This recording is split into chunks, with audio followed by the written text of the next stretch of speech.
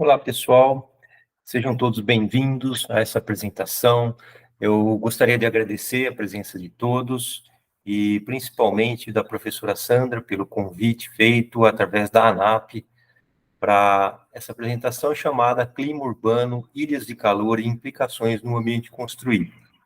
Nós vamos apresentar aqui um estudo, sobre o conceito de clima urbano e sobre como as ilhas de calor podem afetar a nossa vida, mas também como é difícil a gente entender como esse fenômeno de fato ocorre em diversas cidades, certo? Então, a gente gostaria de identificar algumas questões relativas às influências do clima urbano sobre o ambiente construído e que, consequentemente, afetam a nossa vida, né? Pode ser por meio das alterações nas questões de saúde, pode ser por meio das questões relativas ao consumo energético para condicionamento térmico de uma edificação, por exemplo, que está situado em um determinado conglomerado de edificações, certo? Então, a gente gostaria de procurar algumas implicações do clima urbano sobre o ambiente construído, né? Então, é um assunto também muito debatido atualmente, principalmente por conta das questões de mudanças climáticas que estão muito latentes na nossa sociedade atualmente. Meu nome é Érico Mazieiro, eu sou professor do Departamento de Engenharia Civil da Universidade Federal de São Carlos, e também professor e coordenador do programa de pós-graduação em Engenharia Urbana também da UFSCar, certo? Então, convido a todos, caso vocês tenham interesse, para conhecer o nosso programa de pós-graduação em Engenharia Urbana e ver as áreas que a gente tem de estudo, né? Em termos de, falando de uma forma um pouco mais ampla, a gente basicamente tem focos de estudo na cidade,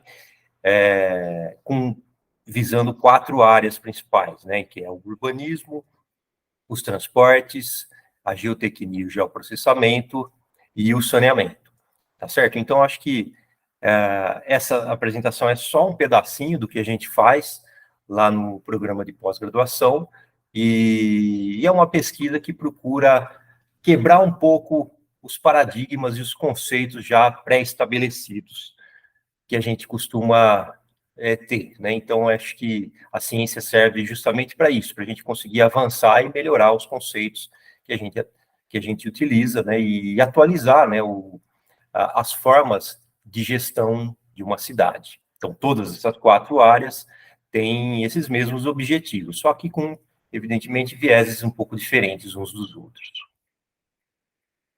Bom, para começar, aqui, antes de entrar na pesquisa propriamente dita, que a gente desenvolveu em Piracicaba, na cidade de Piracicaba, no interior do estado de São Paulo, eu queria comentar um pouquinho sobre 2 aspectos fundamentais para se conhecer o clima urbano de uma cidade. O primeiro deles é a climatologia dinâmica, que é o estudo do clima, sendo uma integração das condições de tempo num determinado lugar e por um período de 30 anos. Na imagem, aqui à esquerda abaixo, eu tenho um mapa bem simplificado da América do Sul, com a atuação das massas de ar, que a gente identifica através dessas nuvens, né, que se movimentam de sul ao norte, de leste a oeste, enfim, tem uma movimentação que é esperada, de certa forma até previsível, no entanto, muito difícil de se identificar precisamente como essas massas de ar vão influenciar o continente, vão influenciar o território e principalmente as cidades, né, que estão nesse contexto. Ou seja, a climatologia dinâmica, ela dita grande parte das influências que ocorrem nas cidades, tá certo? Então, toda cidade que está em uma determinada região do país, seja pelo clima tropical de altitude, subtropical, enfim, o equatorial, que seja, né?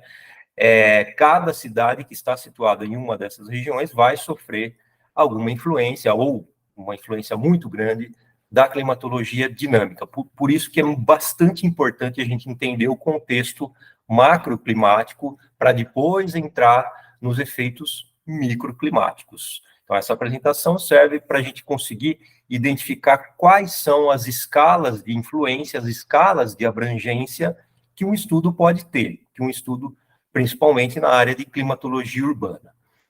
Por outro lado, a climatologia urbana, a gente pode definir como o clima gerado e ou influenciado pela urbanização.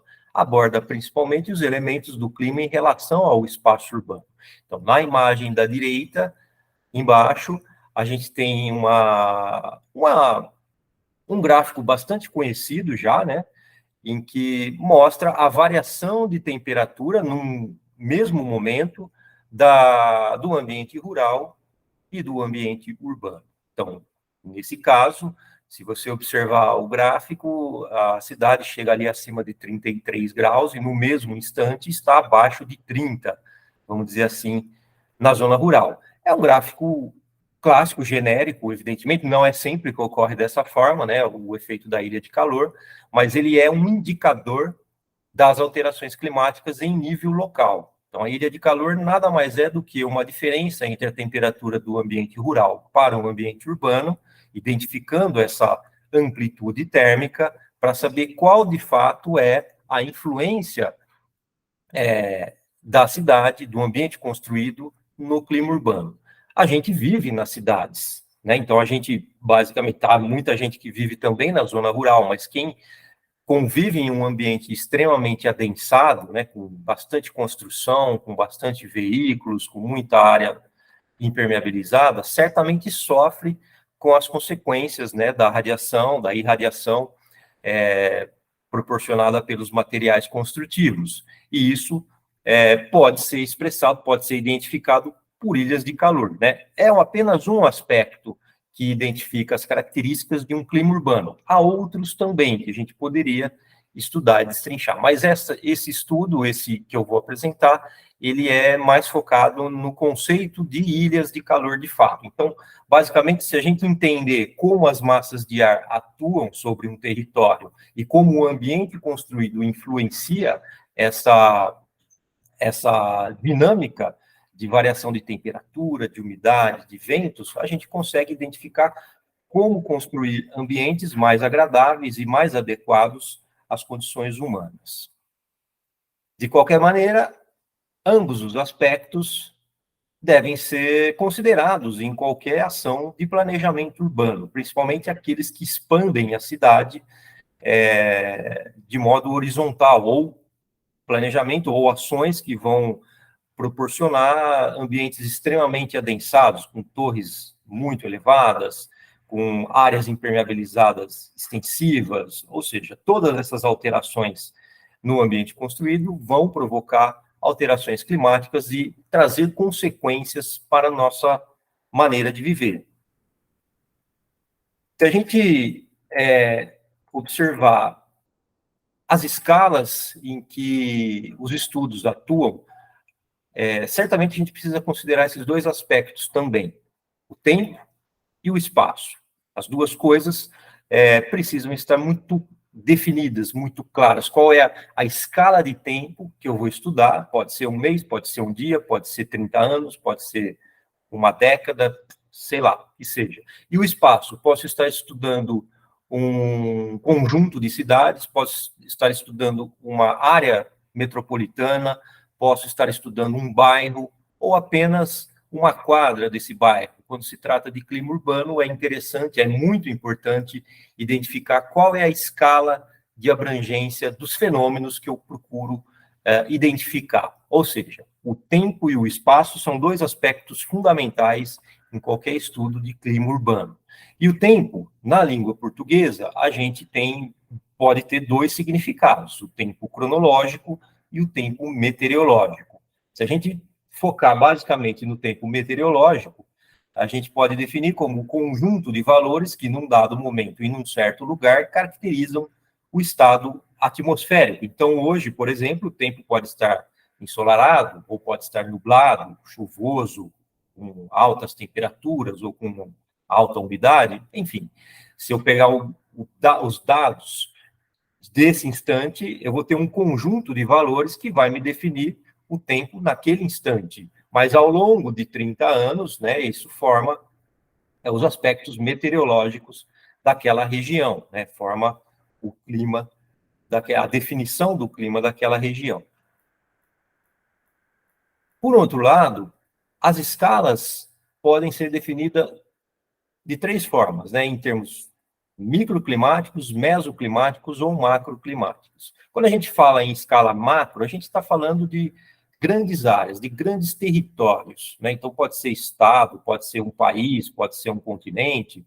A mesoescala e a microclimática, a gente pode considerar em termos aí de regiões urbanas, né? Então, o microclima pode estar inserido, uma cidade, ela pode ter diversos microclimas, né? E o mesoclima são aquelas características regionais, né? Então, uma área pode ter bastante floresta ao redor, pode ter bastante áreas com agricultura, pode ter grandes rios, pode ter grandes lagos ou até oceanos próximos a uma região.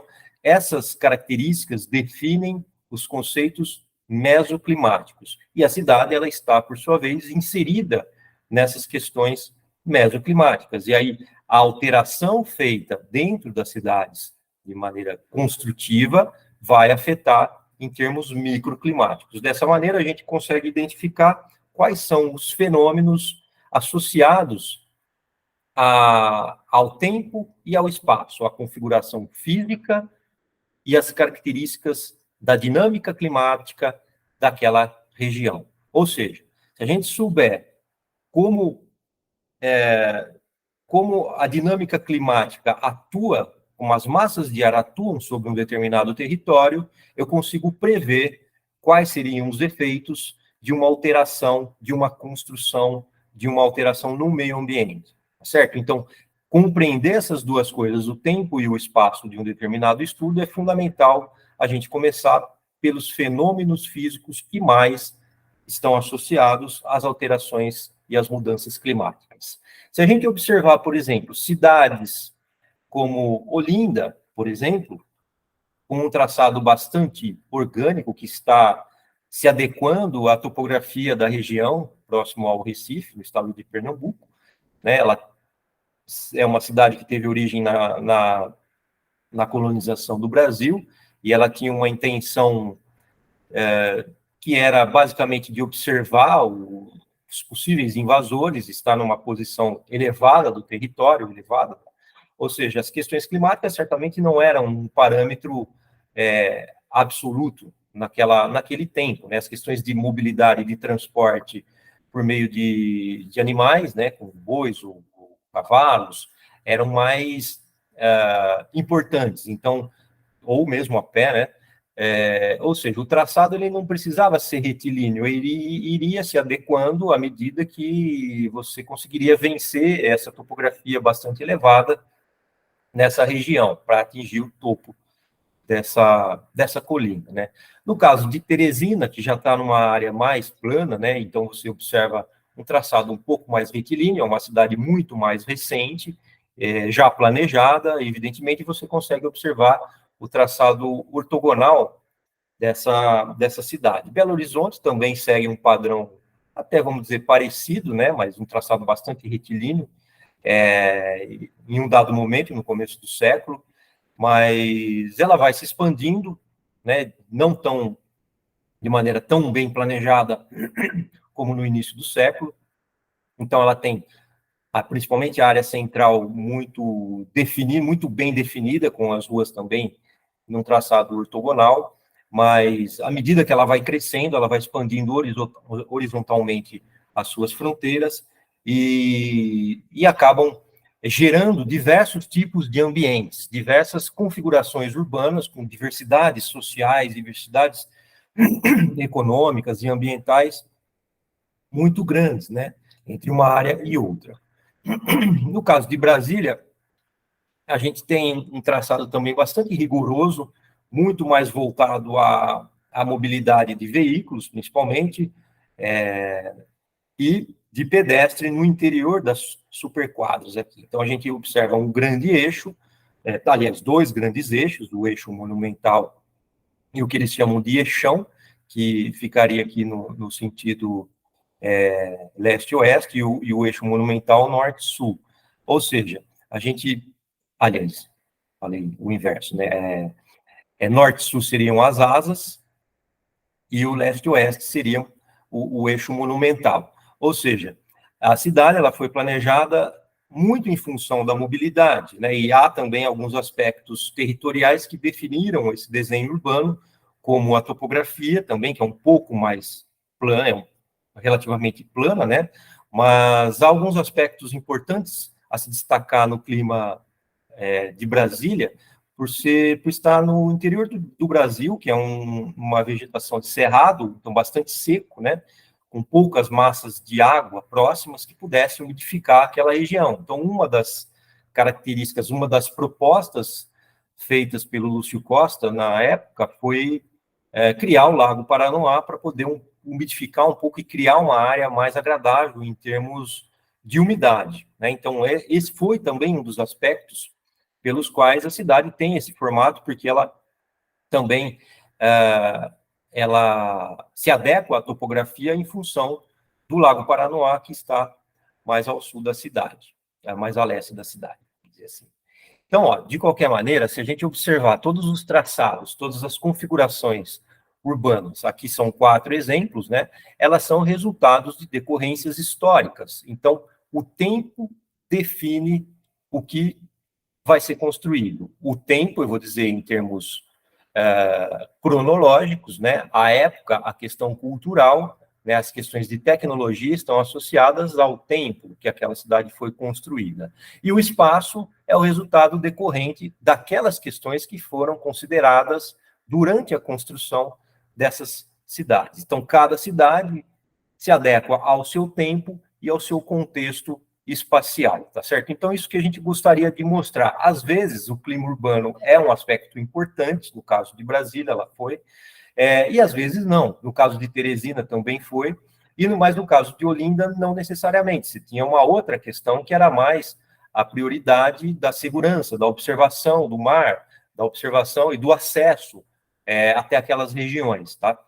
Ou seja, cada cidade tem os seus aspectos temporais e espaciais. No entanto, à medida que a cidade vai se adequando aos novos tempos, a gente precisa prever como ela vai reagir, como o espaço vai reagir a determinadas alterações no ambiente. Ou seja, a gente precisa criar mecanismo para prever as consequências do crescimento urbano ou da implantação daquela malha urbana.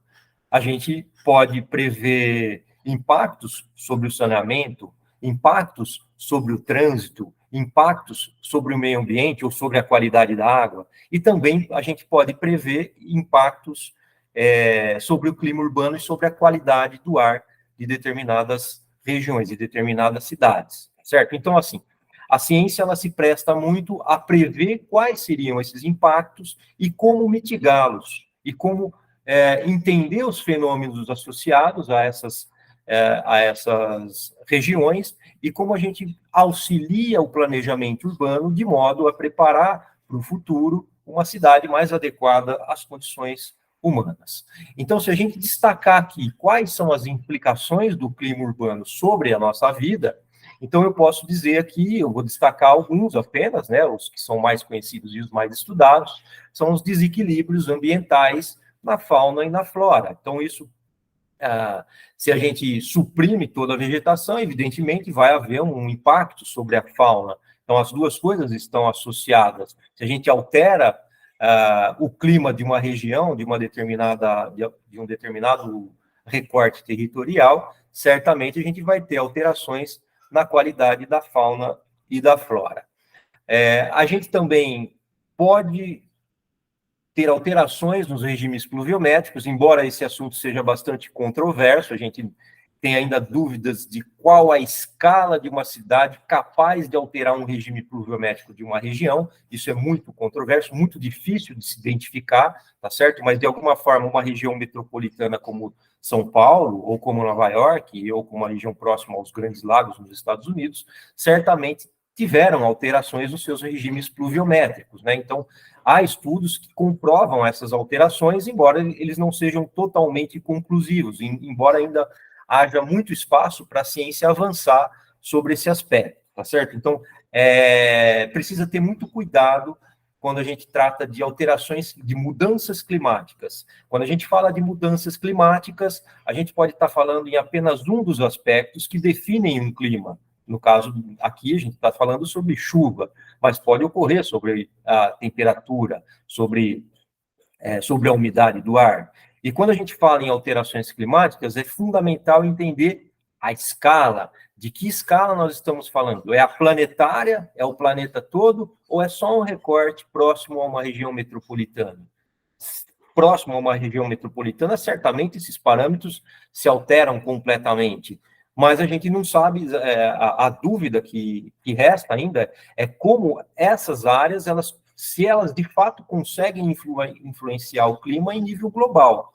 Claro que há outros aspectos que podem influenciar em nível global, né, como a emissão de CO2. Mas, enfim, aqui a gente está tratando de escala microclimática, até no máximo a mesoclimática, que é o que a gente tem mais certeza para poder identificar os principais fenômenos físicos associados. Outro fenômeno físico que está associado às implicações do clima urbano é a influência no consumo energético. Então, uma cidade que está numa região muito quente, que está numa região de clima tropical, por exemplo, ela, se for extremamente adensada, certamente ela vai ter mais massa para poder absorver o calor. E ao absorver o calor, ela vai provocar uma alteração na temperatura, ou seja, durante o dia ou durante a noite, ela pode gerar um calor, emitir aquele calor armazenado durante o dia e emitir durante a noite, de forma a transformar esse ambiente extremamente adensado construtivamente, de forma a torná-lo insuportável do ponto de vista térmico. Para combater esse superaquecimento, a gente consome aparelhos, a gente consome energia para resfriados, né? Ou, basicamente, ligar o ar-condicionado, né? Outra influência que pode ocorrer é o escurecimento, né? Por conta do grande sombreamento que ocorre de uma massa construída sobre a outra. Ou seja, se esse escurecimento afeta a condição interna de uma edificação, a gente acende a luz, evidentemente. Tudo isso altera os padrões de consumo energético, e eles vão certamente aumentar em relação a uma cidade que é um pouco menos densa, tá certo? Então, o consumo energético também pode ser uma das implicações decorrentes de alterações climáticas. Os impactos da saúde humana são decorrentes, evidentemente, da qualidade do ar, da variação da temperatura, da grande amplitude térmica que pode ocorrer em um centro urbano, né? Então, se ele acaba suprimindo toda a vegetação, canalizando todos os rios, criando áreas extremamente fechadas e pouco ventiladas e pouco iluminadas, esse ambiente que foi transformado pela ação humana pode afetar as questões de saúde humana, que pode, desde problemas respiratórios comuns, né, em determinadas épocas, principalmente nas épocas de frio e de seca, né, também, por um outro lado, pela saúde mental. Então, se você se afasta da natureza, há teorias, há estudos bastante contundentes que comprovam, né, a ação da natureza, do ambiente natural sobre a saúde mental humana. Então, assim, ao alterar o ambiente, ao criar uma diferenciação de clima urbano, a gente também pode estar alterando a saúde humana. Há também estudos que comprovam que em áreas mais adensadas há uma maior incidência registrada pelos postos de saúde, pelos hospitais, por pessoas com problemas cardíacos, com problemas respiratórios, com asma, bronquite. Então, esse tipo de enfermidade ocorre muito mais comumente em áreas extremamente adensadas, tá? E se a gente está alterando a saúde, se a gente está alterando os regimes pluviométricos, se a gente está alterando os índices de umidade, certamente as condições de conforto ambiental também são alteradas. Também fica bastante desagradável conviver numa cidade. E aí, quando a gente fala em conforto ambiental, dá a impressão que se trata apenas de uma questão de um luxo, por exemplo, uma área confortável, a gente acredita que seja apenas um plus, algo que seja um pouco a mais. Mas, na verdade, a questão é o seguinte, cada vez que a gente altera as cidades, a gente vai impactar na saúde e no conforto ambiental humano. Ou seja, se a gente está desconfortável, a gente acaba recorrendo a alguma forma para poder combater esse desconforto. Então, se eu preciso sair da minha casa, ir até ao centro da cidade, eu não vou sair se tiver um sol escaldante. Eu vou pegar o meu carro, né? Então, ou vou pegar um metrô, vou pegar um ônibus. Com esse trajeto, eu estaria consumindo energia. No entanto, se eu tivesse um caminho que fosse agradável, arborizado, seguro, com boas calçadas, ou com uma ciclovia adequada, ou seja, essas questões transformam um conforto ambiental e me permitem ir até o centro de uma forma passiva, sem consumir energia e melhorando a minha saúde também. Ou seja, há uma relação muito intrínseca entre o conforto, entre a infraestrutura urbana e o conforto ambiental.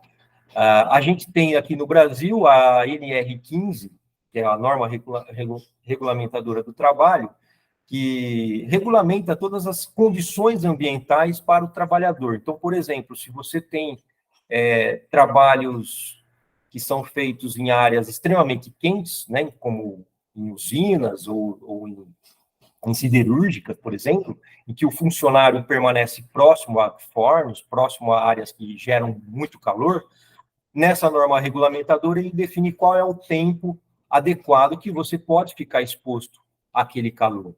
Tá certo? No entanto, na cidade a gente não tem nenhuma norma regulamentadora. Se o centro da cidade ele chega a 40, 45 graus, não há nenhuma norma técnica, não há nada que garanta que aquela cidade vai se adequar ao conforto ambiental. Ou seja, não há nenhuma regulamentação, não há nenhuma orientação técnica que impeça de uma cidade alterar o seu clima e o seu conforto ambiental. Com isso, a gente cria áreas extremamente desiguais, áreas muito distintas umas das outras dentro de uma mesma cidade, tá?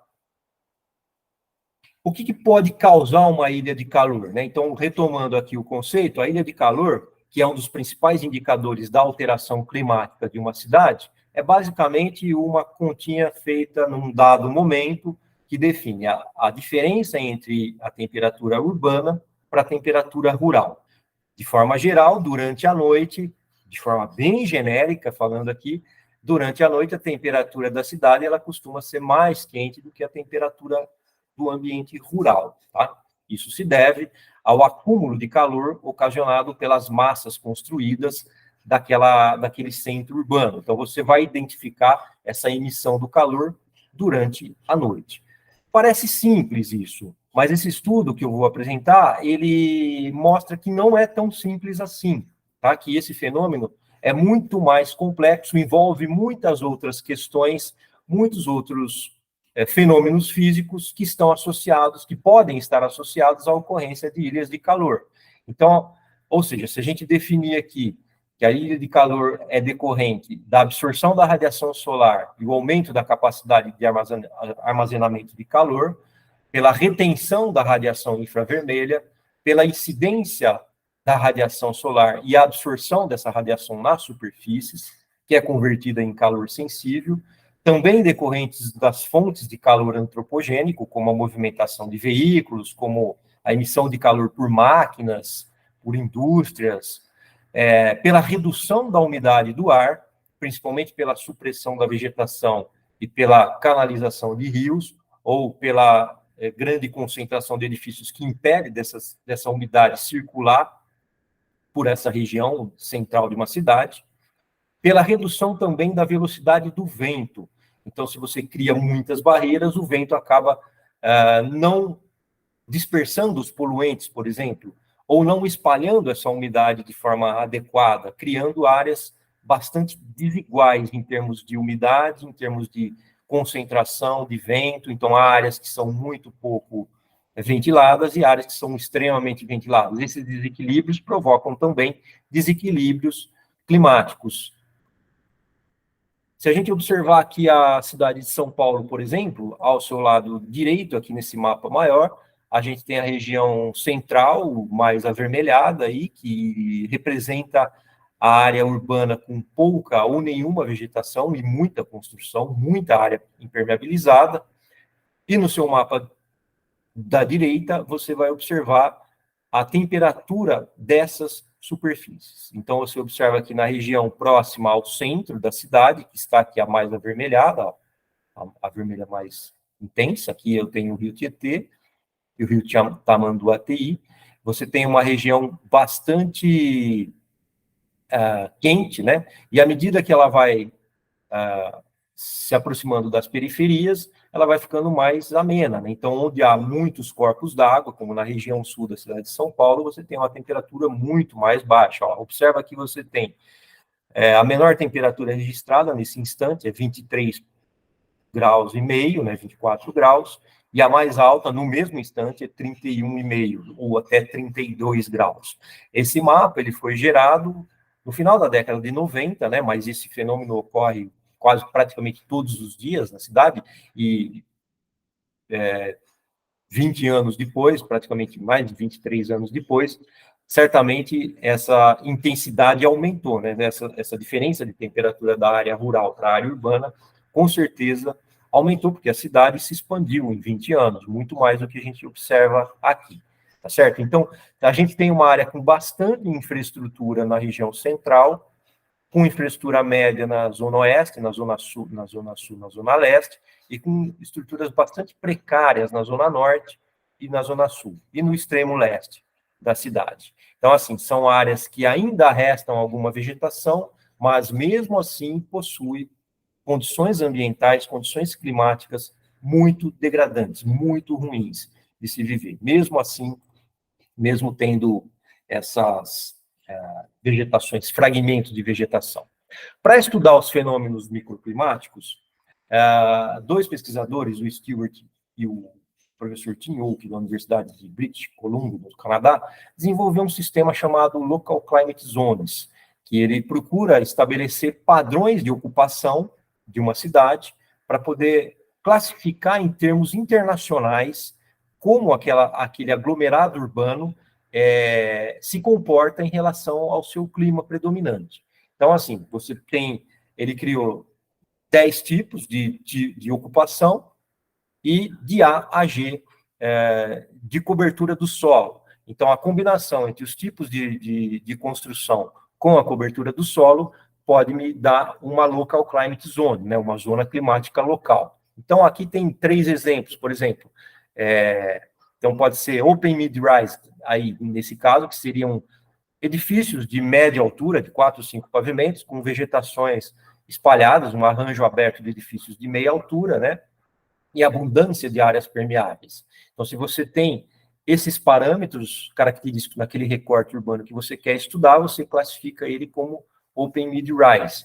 E aí você consegue comparar qual é o comportamento desse open mid-rise no Brasil, na Argentina, no Ceará, né, na Colômbia, nos Estados Unidos, no Japão. Então, isso criou uma comunidade de estudo de microclima, né, para a gente conseguir comparar um país com o outro, uma área urbana com a outra, uma cidade com a outra. Então, como ele se comporta na cidade de São Carlos, na cidade de São Paulo, como esse tipo de arranjo se comporta sob determinadas condições climáticas, tá certo? Então, essa é a ideia.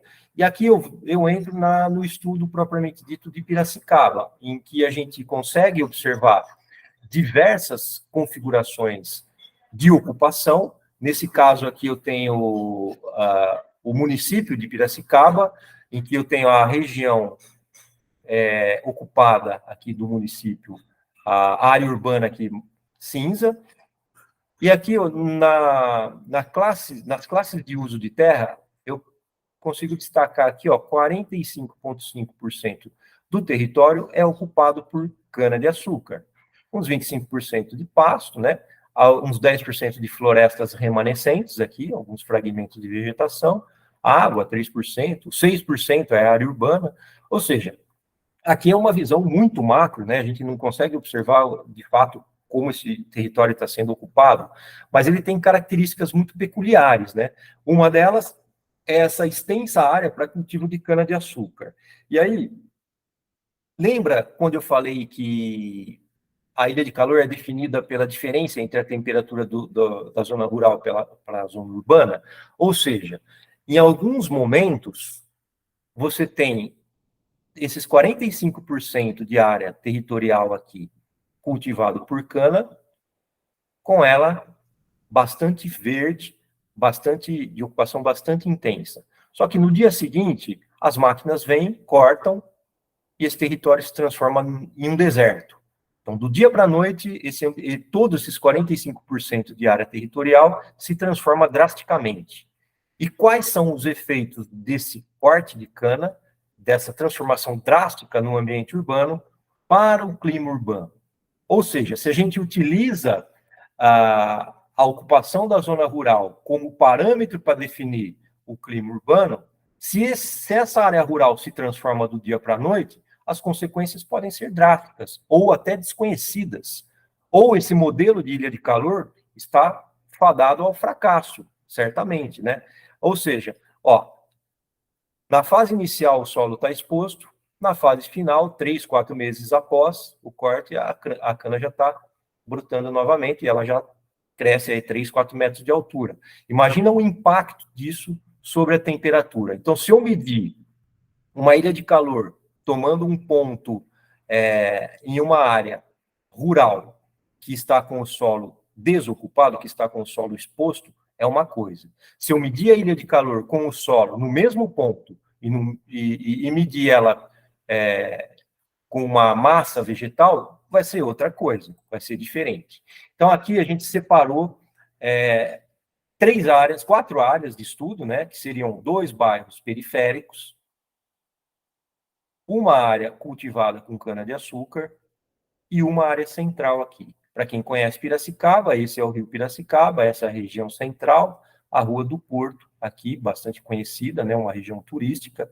E aqui são 2 bairros residenciais que têm essas configurações aqui, ó. Então, são bairros com residências térreas, classe média baixa, é uma ocupação, uma infraestrutura não tão adequada, né, então, muito próximo às regiões cultivadas, que sofre bastante influência da ocupação da zona rural. Ou seja, quando o solo está exposto, então há nuvens de poeira muito intensa que afetam muito a qualidade do ar dessas regiões periféricas.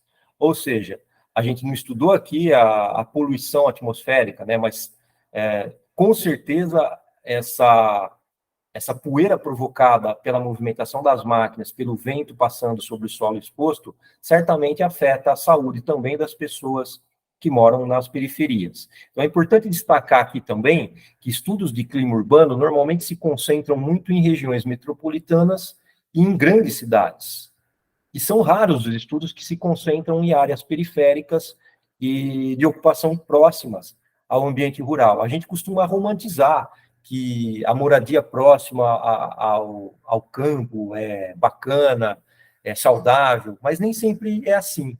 Então, caminhando por essas regiões periféricas na cidade de Piracicaba, em dias de safra, em dias de colheita, é extremamente desagradável, é extremamente, até diria, perigoso do ponto de vista da sua saúde, tá? Por conta dessa diferenciação das ilhas de calor que podem ocorrer e principalmente em função da poeira que provoca toda essa movimentação, essa dinâmica da área rural.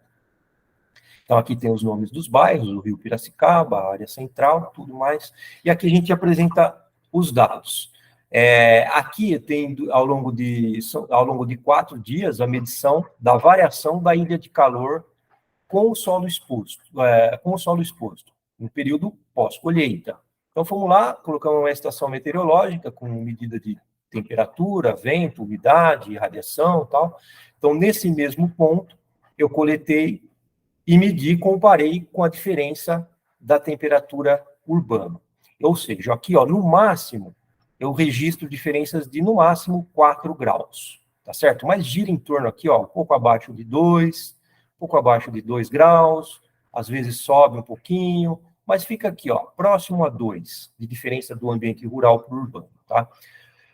Quando eu tenho áreas, a mesma área, alguns meses depois em que a cana está, olha, isso foi medido em outubro, né, de 2020, quase um ano depois, a cana já está completamente tomada, né, todo o mesmo, essa foto é do mesmo local, tá? Eu meço no mesmo local qual é a ilha de calor com o território ocupado por cana-de-açúcar. E repara só, a ilha de calor ela vai para acima de 6 graus, tá certo? Ó, então ela chega próximo a 6, gira em torno de 4, e aí você vai me perguntar, professor, como assim? Por que que quando está verde o território, a ilha de calor aumenta? Não era para ser o contrário? Então, essa foi uma dúvida que a gente teve, né? Então, isso despertou um interesse bastante grande. O que de fato ocorreu? Por que que sem cana a ilha de calor é baixinha e com cana a ilha de calor é bastante alta? Isso quer dizer o quê? Quando você tem um solo exposto, uma coloração marrom, uma coloração mais escura, que tende a absorver mais calor, faz com que esse território aumente a sua temperatura em relação ao território mais verde. Ou seja, se ele aumentou a temperatura aqui no pós-colheita, isso quer dizer que esse território ele tende a se comportar de uma forma climática muito próxima ao centro da cidade. Ou seja, ele está absorvendo bastante calor aqui, ó. Se ele está absorvendo bastante calor, a temperatura dele tende a se aproximar da temperatura da área central. Ou seja, a ilha de calor, lembre-se, não é a medida da temperatura absoluta, é a diferença de um ambiente para o outro. E sendo assim, a diferença de fato diminui. Quando a gente tem cana-de-açúcar, aqui ele está ganhando menos calor. Se esse território está ganhando menos calor do que a área central, a diferença aumenta. Então, basicamente, esse é o fenômeno. Ou seja, com isso, a gente alerta bastante o cuidado para usar o termo ilha de calor. O termo ilha de calor deve ser usado de acordo com parâmetros de medição muito rigorosos. Não é tão simples medir a diferença de um local para o outro, tá certo? Então, dependendo da ocupação, você tem fenômenos que podem te levar para conclusões muito distorcidas. Então, fazendo aqui algumas considerações sobre o clima urbano em Piracicaba. O solo exposto contribui para o maior aquecimento da área rural, reduzindo sua diferença para a área central e, consequentemente, a expressão da ilha de calor. As safras agrícolas possuem considerável influência sobre o ambiente térmico do entorno, sobretudo nos periurbanos. Então, o foco de muitos estudos no mundo todo são as áreas centrais, mas os periurbanos podem sofrer consequências muito maiores do que as áreas centrais também, devido à proximidade, e eu vou dizer até aos fertilizantes que são utilizados, aos pesticidas que são utilizados nas áreas próximas, às regiões urbanas, também podem afetar, embora a gente não tenha se debruçado sobre esses aspectos aí, mas com certeza há esse fenômeno também. As ilhas de calor aumentam a intensidade conforme há um maior resfriamento da área rural. Então, com cobertura vegetal canavieira elevada, a temperatura diminui. E se ela diminui, a gente vai ter uma diferença de temperatura para a área central maior. Então, esse estudo ele foi publicado na revista Urban Climate, aí, o ano passado, final do ano passado, e vocês podem ter acesso a esse estudo através do site dessa revista. Bom, só para finalizar aqui, eu gostaria de fazer algumas questões relativas aos estudos de clima urbano. É fundamental a gente sempre ter a noção da dinâmica climática e da dinâmica espacial. As duas coisas precisam estar ligadas, né? Então, a dinâmica espacial em uma cidade, você observa o seguinte, a dinâmica espacial de uma área rural, ela pode ser muito maior do que a gente imagina, né? A dinâmica urbana ela talvez seja um pouco mais estática, né? Mas, evidentemente, em projetos muito drásticos, em projetos muito impactantes, certamente vai alterar o clima urbano em questão de anos, né? Em questão de alguns anos. Cuidado com os métodos de medição. Então, observe que, dependendo dos equipamentos que você tem, dependendo da forma como você mediu a diferença de temperatura em um determinado território, a proximidade dos elementos que podem influenciar essa medição, como água, sombra, árvore, prédio, superfície preta, superfície branca, esse tipo de cuidado precisa ser tomado, né, para a gente não distorcer as nossas conclusões sobre um determinado método de estudo. Atenção à escala de abrangência do estudo. Então, sempre recorta áreas que você tem condições de responder sobre os fenômenos físicos que ocorrem. Então, cuidado quando você está estudando ou uma cidade ou um bairro. Às vezes você quer generalizar, mas pega somente a amostra de um bairro e tenta concluir sobre a cidade toda. Também não é correto fazer isso. Você só consegue fazer um estudo abrangendo o território urbano completo se você tiver uma quantidade de pontos amostrais que vão, de fato, te caracterizar o clima urbano daquela cidade toda. Mas se são só recortes, no caso aqui de Piracicaba foram só 4 recortes, eu não posso dizer que toda cidade se comporta dessa forma, mas nesses 4 pontos a gente consegue observar alterações muito impactantes. E, principalmente, tomar cuidados com os conceitos pré-estabelecidos. A ilha de calor é um conceito bastante utilizado ainda hoje, mas nem sempre aferido de forma correta. Então, esse estudo se presta justamente a isso. Tomem cuidado com esses conceitos pré-estabelecidos. Não quer dizer que o conceito de ilha de calor esteja incorreto, evidentemente que não. O que eu quero dizer é que a forma, o método, a forma de estudar, o método de aplicação, o método de medição e os recortes do território são fundamentais para você chegar a conclusões muito corretas, né, do estudo e da aferição das ilhas de calor. Bom, caso vocês tenham dúvida, eu fico à disposição aqui para vocês, se quiserem me escrever, aí está o meu e-mail, e eu agradeço bastante a atenção de todos e fico muito lisonjeado com esse convite, tá? Espero que essa apresentação possa ajudá-los a compreender um pouquinho melhor as questões de ilhas de calor e as questões relativas ao clima e ao planejamento urbano. Muito obrigado, gente. Até a próxima.